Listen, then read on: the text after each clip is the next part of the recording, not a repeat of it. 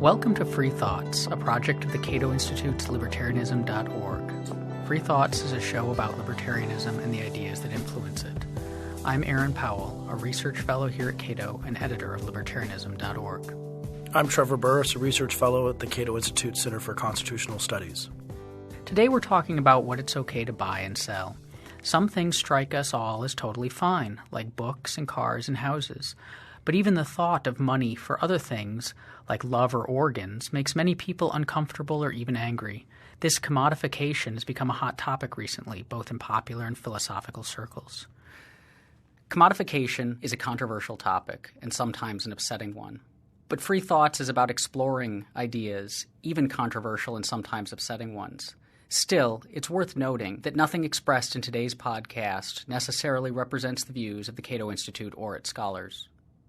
Joining us to discuss it is James Stacey Taylor, an associate professor of philosophy at the College of New Jersey and the author of Steaks and Kidneys, Why Markets and Human Body Parts Are Morally Imperative, and the forthcoming book, Toxic Trade, an unapologetic defense of universal commodification. Welcome to Free Thoughts, James. Thank you. It's good to be here. So I think it is the case that most of us have a sense that there are some things it's just not right to trade for money, that we get this kind of yucky feeling at the thought of it, but that at the same time, many of those things we have no problem giving away or exchanging when money's not involved. So what's going on there? Is it money that makes this an issue, or is it something else? So I think that it is the case that money is the issue. There's many things like kidneys that people are willing to allow us to give away, but they get uncomfortable and perhaps feel it's morally wrong to buy and sell these. And I take issue with that. I think it's perfectly morally permissible to buy and sell many things that we currently have prohibited markets in. And there's a lot of discussion currently in the philosophical literature about this. Michael Sandel has written a popular book called What Money Can't Buy, but there have been other philosophers who've written more serious works. And is it the case that mostly it's their criticism that it's money that is the object here, and therefore inequality or something else is mostly the worry is that money is somehow infesting areas in which it ought not to play a role. So Sandel has the worry that prisons, for example, are allowing prisoners upgrades who can afford it. And Deborah Satz, who's also written on this issue, is concerned that money is playing certain moral roles, but are not appropriate for money to play. So would this be some of their, like Michael Walter's work on spheres of justice? It's two spheres that should be mixed with each other. So if you make a lot of money in one area, it shouldn't determine your placement on the organ transplant list. That's exactly right. And something else should. Yeah. And quite a few people are concerned that money is going to allow the rich to gain access to certain privileges or goods that are denied the poor. And my view is that might be true. It might be the case that if you allow an organ market, for example, then wealthier people are going to have perhaps preferential treatment. But I think that what's overlooked in most of these discussions is that if you allow goods to be commodified, which we're only allowed to give away, many more of those goods are going to become available, and it's going to be much better for everybody, the rich and the middle class. So in terms of organ markets, would that be where the argument mostly lies that none of the current methods of distributing organs, I guess we could just call it distributing, whether it's donation or presumed consent or mandatory consent, none of those methods increase the supply? Right. None of those methods are actually very good at increasing the supply at all. And at the moment, we perversely have a price cap of 0 on organs. And if you think of what price caps are going to do to the supply of organs, this is manifestly perverse if we really want to secure more organs. So imagine we have a price cap of 0 on burgers. The number of burgers that are actually procured is going to collapse. There'll be a few burgers which we get because some McDonald's managers or Five Guys owners might voluntarily and altruistically give away burgers. But that's going to be tiny compared to the amount of burgers that become available now. Could one come back and say that maybe there are certain things that we don't want to increase the supply of, like that if selling them would increase the supply, that's not necessarily a good thing. So buying and selling love, like, buying mail order brides or whatever, we might just say, look, that's not the sort of thing that we want to increase the sale of, or children. Or prostitution. Or even organs, that it's if more people were giving up their organs in exchange for whatever, that wouldn't necessarily be a good thing. I'd have to hear more about why it wouldn't be a good thing. Organs are the easy case for me, because obviously if we increase the supply of organs, we do two things. We help people who need organs. We either save their lives or we rescue them from the debilitation of dialysis, if it's a kidney. And we help the people who are selling the organs. We might not necessarily rescue them from poverty, but we'll certainly make their lives better. So are you saying that this feeling that seems to be, whether it's specific to organs or people have this feeling about a number of different things, that it's just irrational and we should kind of set it aside entirely and get on with the buying and selling and increasing supply? Or does that feeling represent, is there something going on there that's legitimate and worth examining, even if it's not enough to prohibit actual buying and selling? I'd like to give two answers to that, because I think it's going to depend on the good that we're talking about. So I certainly don't think that the objections to commodification are necessarily irrational. I think that some objections are, I think, misplaced, but they might be philosophically persuasive, like the idea that people might be coerced by their economic situation into selling something they otherwise wouldn't wish to sell. And so if we allow markets in, say, kidneys, then the poor might be economically coerced into selling kidneys. I think that argument actually fails, but I don't think it's an irrational argument for people to make. So I think that first off, we have to look very carefully at all of the arguments, both pro and con commodification, and only then make our decisions. The second response that I would give when you asked about people's gut feeling, there I think it might depend on the type of goods sold. So whereas organs are an easy case for me to make, relatively easy case for me to make, something like prostitution might be a little bit harder, because we might have a view that engaging in prostitution is unlikely to lead one to a fully flourishing human life, and so we don't want to legalize prostitution and encourage its commodification, because that might encourage people to engage in a life that is less than fully flourishing. Sort of an Aristotelian objection there. But we could talk about money. I'm interested in partially what is it about money that makes this different? Because there are many things where you could – economists like to get sort of, I guess, provocative about markets and everything. Right. If we don't pay money for something, we're paying in some other way, right. Waiting times on organ transplant lists or whatever. Exactly. And so what is it about money? That's one that's always got me interested. I think partially it might be related to the fungibility of money to some extent, because people can take money and do things with it that you really don't like. They can buy $100,000 bottles of champagne and smash it on a ship or just throw it in the air and shoot it with a shotgun, as opposed to giving it to help the poor. Is that part of, you think, maybe possibly why people don't like money being in play here? I think that's right. And I think that the fungibility issue is at the core of some of the objections. But I don't think that it's people are worried that you'll just use the money and waste it or misuse it. I think the worry is that if you allow certain things to be traded for money, like love or sex, then it's going to devalue the thing that is being traded. And organs, I think, are a good example of this, because sometimes people say, well, if you allow organs to be sold, you're putting a price on persons, you're putting a price on people. And some people who are opposed to organ markets even go as far to say this is essentially tantamount to slavery. The anthropologist Nancy Schaper Hughes at Berkeley flirts with this issue in many of her publications. And I think that approach is completely misguided. I think that if we're really going to allow people full human dignity and respect their ability to make choices for themselves, what we should do is provide them with money. Because then they can make choices for themselves as to what to do with it. I think fungibility is wonderful, not something to be sneered at. So in your book about organ markets, you specifically work within the rubrics of medical ethics to make the case, right. Not within libertarian market theory or anything else, just to say, because medical ethics has always been interested in autonomy and different types of self-direction within your own preferences and desires. And you think it's morally imperative, not just a good idea, but actually morally imperative. Absolutely, yeah. If we take the twin values of contemporary medical ethics seriously, personal autonomy, self-direction, and human well-being, we can make very quickly a very good case for organ markets.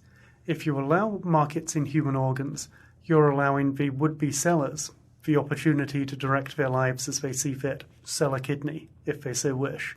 And you're allowing would-be purchasers the opportunity to direct their lives as they see fit, buy a kidney, and then essentially live afterwards. So I think autonomy supports kidney markets, and well-being clearly supports kidney markets as well. For would-be sellers are securing something they value more than their kidney, and the would-be buyers are actually acquiring kidneys to live. The example of kidney markets or organ markets in general has that feature that I think sets it apart from a lot of other commodification issues in that it's often a matter of life and death for the buyer. You know, what we're saying is like because we think that selling organs is morally problematic, we are willing to let people die. And if we let them, you know, the buyer wants to live. But a lot of the commodification issue, you know, you talk about, I mean, your next book is subtitled Defense of Universal Commodification. So talking about things beyond organs and things that may not have such high stakes. And so are there areas where the stakes are much lower, but you still think that we should buy and sell things that we're not buying and selling now? Sure. Votes. Okay. I think we ought to be allowed to buy and sell. Some people might say we already do, but they'd be wrong about that. It's a campaign finance issue. But specifically being able to, like, you want to vote twice, James, here you go, $5. Absolutely. Yeah. Literally the buying and selling of votes. And there might be people cringing right now at that very idea. Right. And this could be very practical. We can retain still Australian voting where you don't actually know, others don't know who you were voting for. And we'll just load all of your votes onto a debit card and you can swipe it. And if you're in California, you can sell your votes on whichever of the 300 propositions are up this week, or you can sell your votes in presidential races and so forth. And what would we get out of that? And would we get – we could get a more – sort of respectful of personal autonomy democratic system, because a vote might be something you should be allowed to sell as a matter of property. And we could also possibly get better outcomes. I think would both of those weigh in favor of selling votes, would you say? Absolutely. Yeah, I think that they both would. And I think that the beauty of vote buying and selling would be even people who are generally apathetic about voting might actually now start taking some interest in politics, if only to work out who's offering more money for their vote. And then they might start to ask why is one party offering more money for my vote. Then, of course, political ignorance is a huge problem. And so there are whatever 50% of people, if not more, who don't vote. Right. So maybe money will make them interested in who's wanting to influence politics. Now, what do you say to the idea that only rich and powerful people will then influence our elections? I think that's entirely false, and for this reason. So imagine, Trevor, that you're a diehard Democrat, and the Republicans offer you $10 for your vote, Democrats offer you $10 for your vote. It's pretty clear who you'll sell to. You might even still donate to the Democrats. But if a Republican started offering you $15, $20, $50, then it's likely you might start to be swayed. So I think if we had a market in votes, to answer your question directly, it won't simply be a matter of somebody extremely wealthy being able to corner the market, because depending on what their policies are, people are going to be more or less likely to sell to them. Extremely unpopular policies will have to pay a lot of premium to secure votes. So would that, in order for that argument to work, would that demand a lack of anonymity in vote buying? Because if I have something I want to sell right now and I want to get the maximum price for it, the place that chances are I'm going to go is eBay, where I'm just going to put it up, let people bid, and it's effectively anonymous. I mean, there's a reputation rating for the buyer, but I have no idea who that buyer is, and I simply don't care. And so why would voters care who they're selling it to versus just going on eBay for votes and selling it to whatever random stranger happens to bid the highest? I think that markets in votes would be interesting because people would actually try to secure – purchasers would try to push the price down by saying, my policies are in accord with your values. Now, there's going to be some people who just go on eBay and sell to random anonymous individuals. But presumably, if there's a system whereby enough people are actually interested in the policies offered and are concerned about that, then the random and anonymous markets aren't going to tip in favor of anonymous wealthy individuals. Interesting. So can we figure out any sort of commonality between votes and organs that people are cringing, that there are some people out there cringing that we're even talking about this? Is there something that we can figure out philosophically to what kind of things those are? I'm not sure if there's any obvious commonality between them. It might just be that people think some things should not be commodified because they're somehow special, and that money debases things. It just reduces everything to the lowest common denominator of a certain amount of dollars. That might be the only commonality that we can find between things as disparate as, say, sex, organs, votes, parental rights, and the like. I wonder if, though, that it seems to be like the one thing that's common between all of those, among all those, is the level of kind of personal connection that we think is present. So, that's obvious for selling sex. It's obvious for selling organs. For votes are supposed to represent like your deep-seated beliefs as a citizen of a country, and we see citizenship as a powerfully constituent part of who you are. So is it that there's some things that are so kind of tied to us that it's just not acceptable to part with those for money? You need to have a much better or purer reason.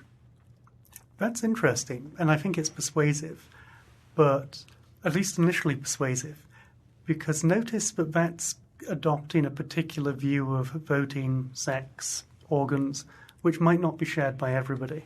So if I'm just completely apathetic about the political process, and somebody says, you ought not to sell your vote because it's something deep-seated and represents your belief, why couldn't I just respond, no, I just want $5?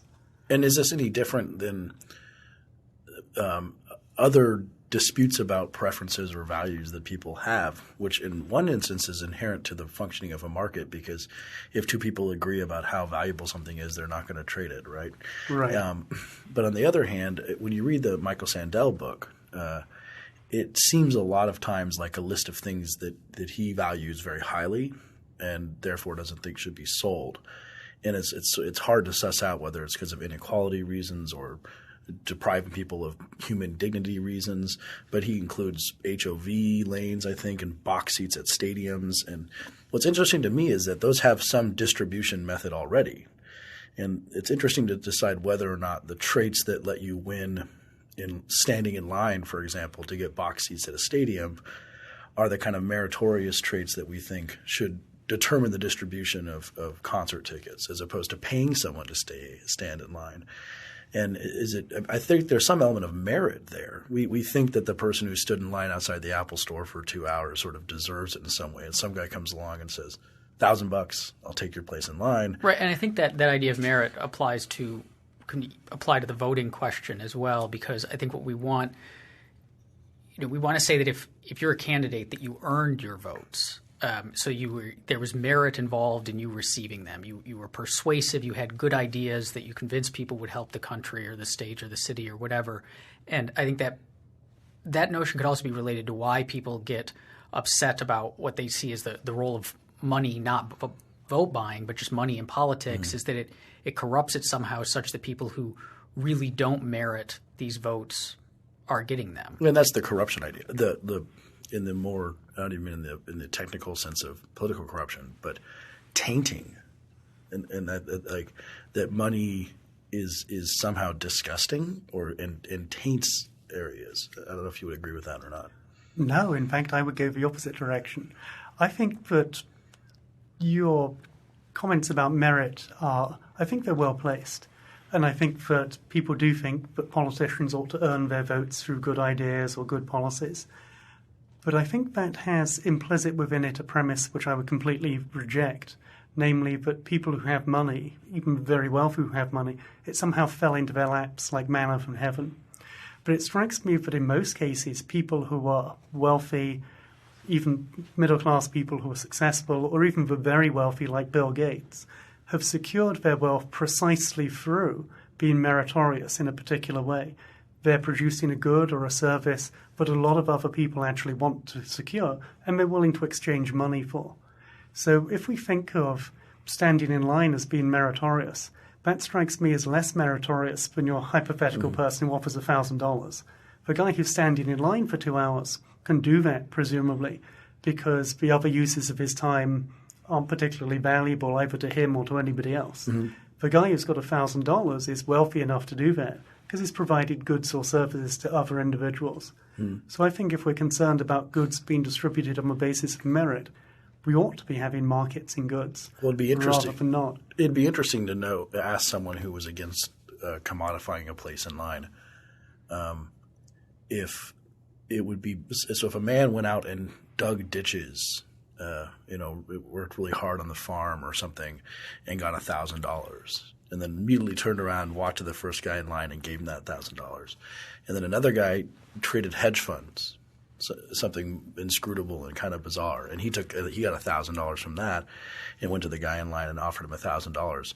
I think there are people out there who would think that the man who worked hard for the money to pay that person, he's like, I didn't have time to stand in line, but I had time to dig ditches and then give you this money, that maybe he deserves it more in the transaction because of this idea of valuing a certain type of work. Would you agree with it, that maybe people out there would think that? Have you seen that literature at all? I haven't seen that in the literature. I can see that there might be some sort of appeal to that view. But again, it strikes me as rather odd in that why should earning $1,000 from digging a ditch be in any way more meritorious than earning $1,000 working as a hedge fund manager? Mm-hmm. Yeah, I'm not sure. You don't have to pay them the $1,000. Someone else does, and that's right. The transaction. So endorsing markets in general, whereas when people trade money with other people for things they think are worth it, is generally something we should be promoting. And that means that people with different preferences will be doing things with their money that you don't like, right. And you might have to just accept that, I would say. But if we get down to voting and other possible markets, we had organs. Anything else that you see in the literature, places where you think markets would be helpful, could be feasibly helpful, or things that people are very upset that there are markets in now? On either side of that, there are people who write about how markets should not be allowed in certain areas. I think medical research, compensating people who engage as essentially guinea pigs, there's a lot of discussion as to whether or not we should use compensation or payment to encourage people to do that. And it strikes me that we should be compensating people to do that. And that probably the same argument there about whether or not we're exploiting the poor. Right.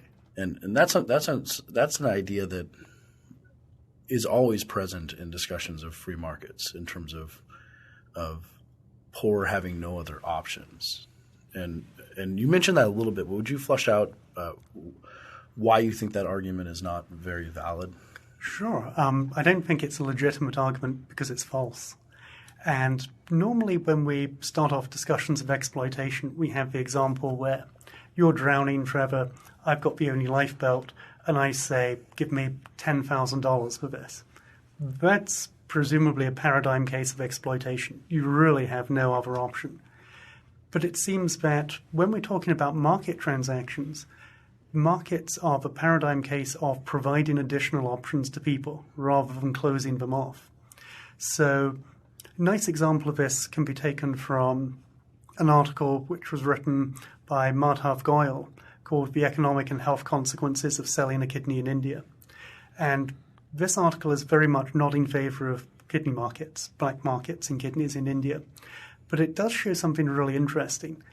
He was able to find in Chennai, India, only around 300 people who'd actually sold a kidney out of all the hundreds of thousands of deeply impoverished people in this teeming urban metropolis. That seems to show that people in the economic situation who are likely to sell a kidney in India have plenty of other economic options. They're probably not palatable to us in the West, but they could become beggars, street vendors, fruit pickers, or kidney sellers. Very few of them become kidney sellers. But does the fact that there are only 300 cut against the argument in the other direction? Because if only 300 people sold a kidney, then it really didn't budge the needle in terms of how many people were getting kidneys. And so markets don't seem to have had much. Well, 300 people got kidneys. That seems to be – Sure, but out of how many? Right.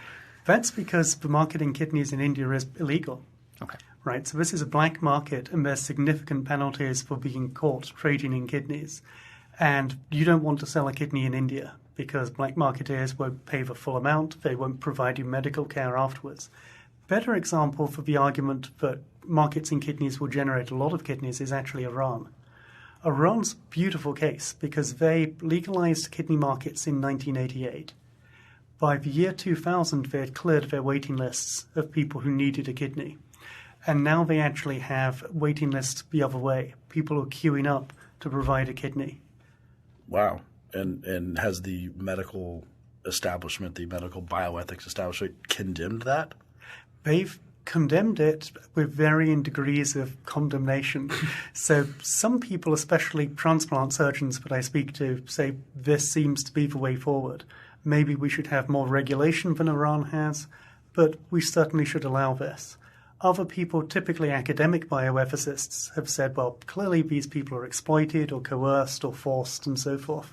Have we found well, kidneys, of course, you only have one you can give, but we see I think you can buy blood. You can buy blood and bone marrow now, and after an IJ case that dealt with that, only things that are considered reproducible in your body that your body produces again. That's currently the state of the law, more or less. Right. I'm not sure about bone marrow because I think there was a decision about a week ago which places the status of that case on hold. So I'm not really competent to talk about it at the moment. But certainly plasma is bought and sold in the United States. And plasma is another terrific example of why markets are just wonderful, because the United States exports a large amount of plasma to many other countries, including Canada, which is currently having a very vociferous debate about a proposal to open a for-pay plasma centre in Toronto, Ontario. Canadians are deeply unhappy with this and conveniently overlook the fact that a significant amount of their plasma now is imported from the US and is from paid donors. And so the interesting question I'm sure they're debating about having people become, poor people become plasma farms going every week or so, which happens. I had a friend in college who did that a lot, sold plasma consistently, but he had the option to do that. As you said, the options are increased; they're not limited by giving him the market ability. Let me ask then about another renewable resource that people want, which would be children. I mean, do these same arguments apply? I'm not sure if those would be renewable so long as well, I mean, one person can make more of them. Right. It's not the kidney thing. You can, there's going to be some cap on how They many can be generated. They can be generated. Renewed. Yes. Yeah. But I mean, would these same arguments apply to that would say, look, what we ought to do is open up a market in babies and people can get pregnant and sell them over and over and over again? I think the better way of putting it is a market in parental rights. Right. Yes. Yeah, I think that's a wonderful idea. And I think that would be something that people on the traditional liberal end of the spectrum should favour. After all, this is a wonderful example of women's autonomy, of women having a particular niche market that they can really dominate and exploit. And if you're more conservatively inclined, this strikes me as opening up the opportunity for persons opposed to abortion to be able to step in and say, if you don't abort but carry to term, we'll pay you X amount of money for the fetus and child to be. And of course, there's a lot of ways that people can spend a lot of money to try and get children who can't get them through natural means. So we always have this concern about preferring the wealthy, right? The inequality of distribution that will develop from this. And that's one concern. The other concern is that a Fagin will come along and buy all the orphans and turn them all into pickpockets or whatever. We can address that later. But in terms of in vitro fertilization, which costs a good amount of money and definitely privileges the rich in that area, just getting an adoption can cost a significant amount of money. People might be, again, cringing at the idea of markets and parental rights, but again, the idea of whether or not money devalues something is what we're talking about, and whether or not the total outcome of people who don't want their kids and maybe would be willing to give them to someone else who would give them a better home. And of course, the parents, sort of like the vote buying thing, the parents would have the ability to decide whether or not they want to sell. So Someone wouldn't come along if a Fagin comes along and is twirling his mustache and saying, "Oh, I would like your child." They'd be like, "I'm not going to sell them." But if a really nice family comes along and says, we definitely want to give your child a good home, then they can make that choice. Right. And I think that questions of Fagins going around and acquiring child gangs by purchasing children, that's highly unlikely to occur. And we have legal restrictions against that. Those anyway. are already against the law, yeah. Yeah. Yeah. So we have children, we have voting, we have organs. Can we think of anything that shouldn't be commodified? I'm having a hard time thinking of anything that shouldn't be commodified. I can think of things that can't be commodified. Such as? So friendship. You can't really buy friends. You can buy people who might behave like your friends, but you can't really buy true friendship. So I think we can't commodify friendship. So that's interesting, actually. I like the friendship example may point us toward trying to dig into people who are against commodification. Because in friendship, it actually perverts the concept. It's antithetical to the concept. And you won't actually get more supply. So neither of those conditions that we think come with commodification. You'll get more supply of people wanting to hang around you, and maybe, I don't know, LeBron James or someone has a retinue of people who hang around him, but that's not friendship. And people understand that with but organs, it's not diminished. It still saves a life if you purchased it, and you can increase supply. So friendship would be something that money does pervert, so I can completely understand that. I'm not so sure that organs are perverted by commodification or not. Or children, for that matter. But is it slavery to even put a price on people in some way? I don't see why it would be. So we have insurance, differential amounts of life insurance for different people. And if you're, say, an actor, presumably you're going to have higher insurance than a philosophy professor. Mm-hmm. But I don't think that I'm somehow enslaved because actors have higher insurance amounts than me. Presumably the horrors of slavery is because you're treating people as property and you're bending them to your will. So rather than saying that markets enslave, markets seem to liberate. It's the prohibition of markets and the prohibition of voluntary transactions that isn't slavery, but it's sliding towards that end of the spectrum. I think a worry that a lot of people have about buying and selling all of these things is not just the effect it would have on the seller, that it would incentivize sellers to behave in ways they wouldn't have otherwise and might later regret or whatever, but the fact that when you introduce money into any area, it somehow cheapens it or coarsens it, and so it has negative externalities. It makes society worse if we are all like actively putting price tags on each other. Is there anything to that, or is it just, look, it's voluntary exchange? Well, you mentioned prostitution. Would you see a better case for than organs? And is that tied to that sort of a better case for prohibiting selling sex than prohibiting selling organs? Right. Prostitution, I think you could have. It's going to be a harder case to make, in that the good being sold isn't going to be life-saving. It's just life-enhancing. But I'm not sure that in itself would show that prostitution should be prohibited. It just shows that it's not as easy a case to make as, say, organ sales or plasma sales. And I think that if people voluntarily choose, rather than are trafficked or coerced, voluntarily choose to go into prostitution, then that should be their choice.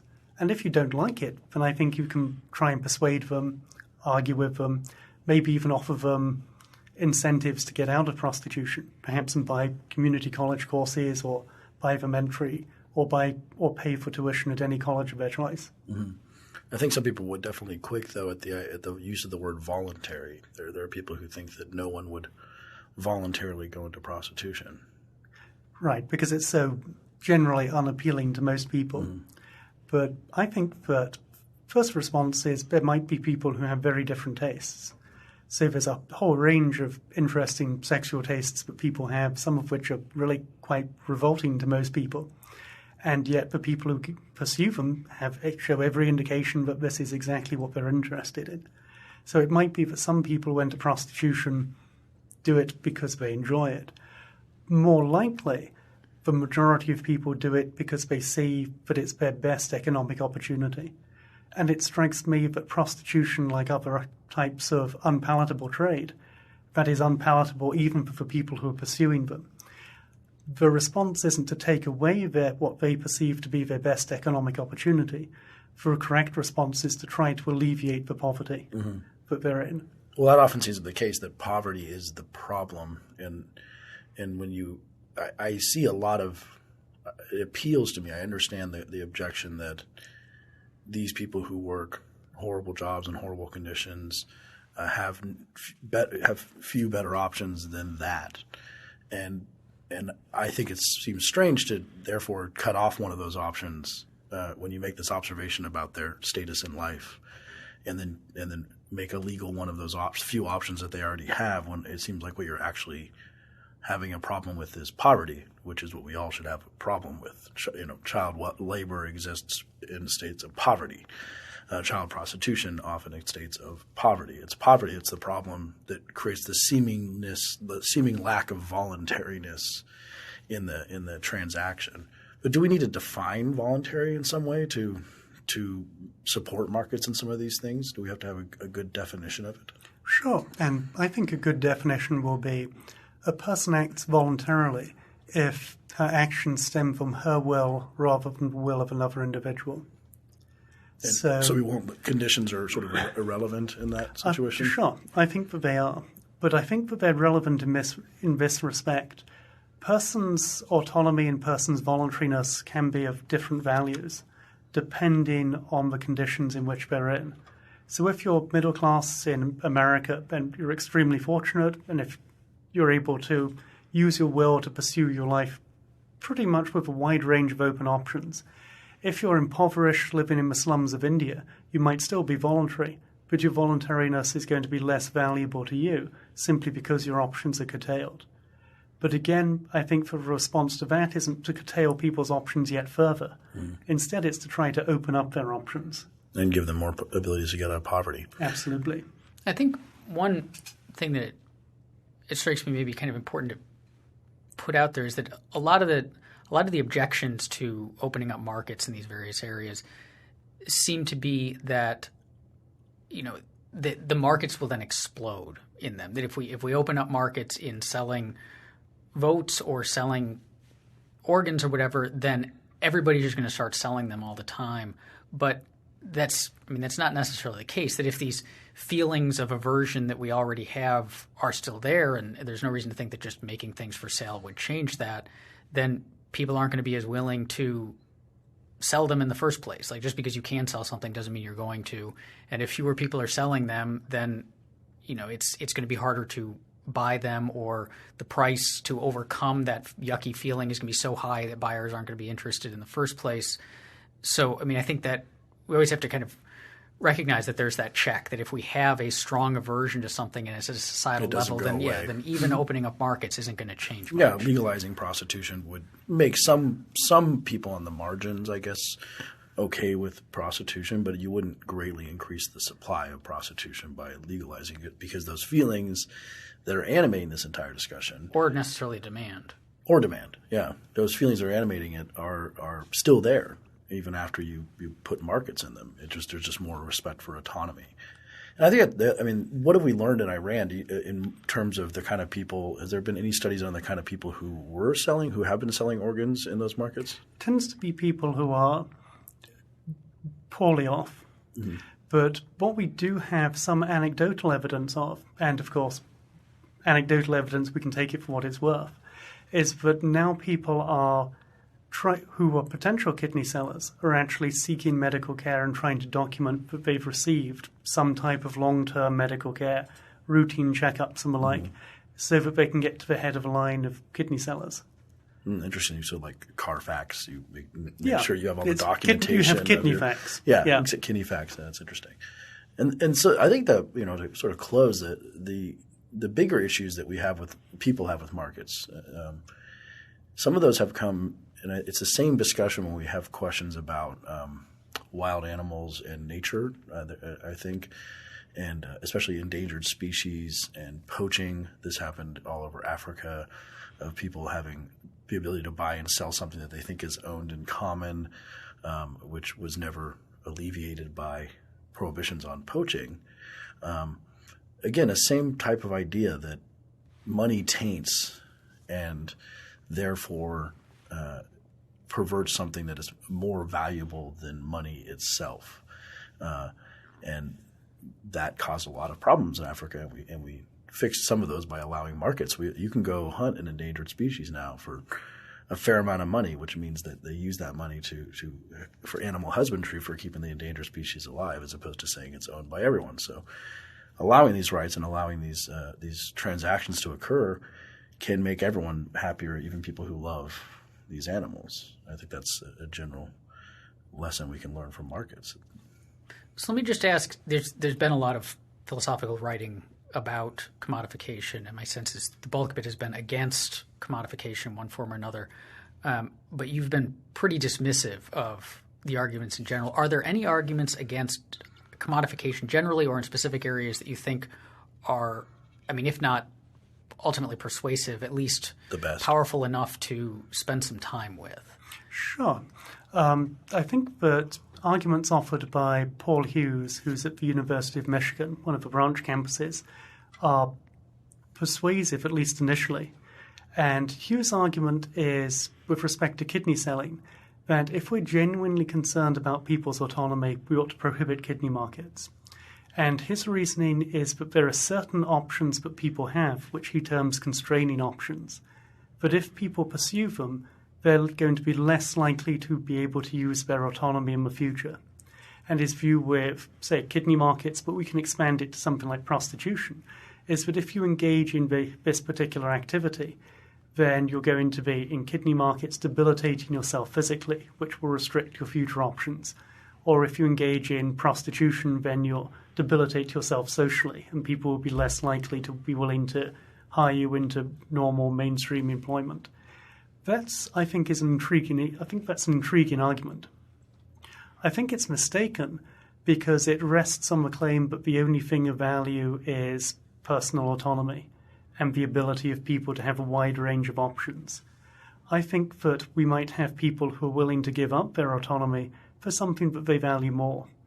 So if you're, say, enter the Catholic priesthood, then you close off a lot of options to yourself, and you do so because you want to pursue a way of life that you consider to be best for you. And if you're perhaps a slum-dwelling would-be kidney seller, you might realize that overall your options might be closed off, but you might want the influx of cash to perhaps provide for your children.